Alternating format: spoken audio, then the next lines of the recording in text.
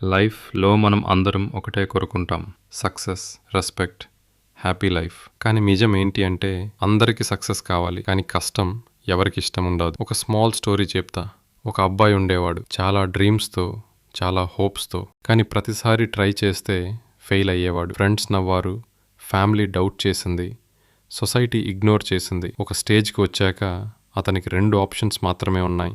ఒకటి గివప్ అయిపోవడం, ఇంకోటి మళ్ళీ ట్రై చేయడం. చాలామంది ఫస్ట్ ఆప్షన్ తీసుకుంటారు, ఎందుకు అంటే అది ఈజీ. కానీ విన్నర్స్ ఎవరు అంటే సెకండ్ ఆప్షన్ సెలెక్ట్ చేసేవాళ్ళు. ఆ రోజు నుండి అతనికి ఒక డెసిషన్, నా లైఫ్ని నేనే మార్చుకుంటా.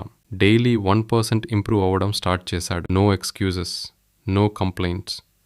మార్నింగ్ లేచి వర్క్, నైట్ వరకు గ్రైండ్. స్లోగా చేంజ్ స్టార్ట్ అయింది, కాన్ఫిడెన్స్ పెరిగింది, స్కిల్స్ ఇంప్రూవ్ అయ్యాయి. అండ్ ఫైనలీ ఒకరోజు అదే సొసైటీ, అదే పీపుల్ అతనిని రెస్పెక్ట్తో చూశారు.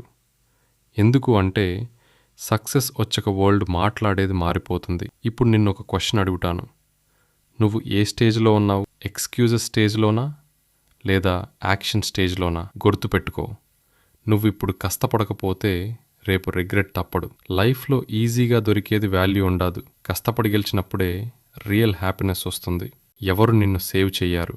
ఎవరు నిన్ను గెలిపించారు? నువ్వు నీ హీరో, నువ్వు నీ విలన్. కంఫర్ట్ జోన్ నుండి బయటకి రా, ఫియర్ని ఫేస్ చేయి. ఎందుకు అంటే నీ బిగ్గెస్ట్ గ్రోత్ నీ బిగ్గెస్ట్ ఫియర్ దగ్గర ఉంటుంది.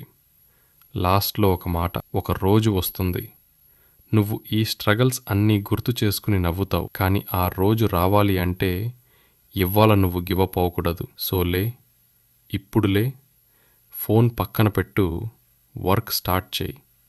నీ లైఫ్ని మార్చడానికి ఇది రైట్ టైం. రిమెంబర్, నువ్వు ఇప్పుడు స్టార్ట్ చేస్తే ఫ్యూచర్లో నీ స్టోరీ ఇంకొకరికి మోటివేషన్ అవుతుంది.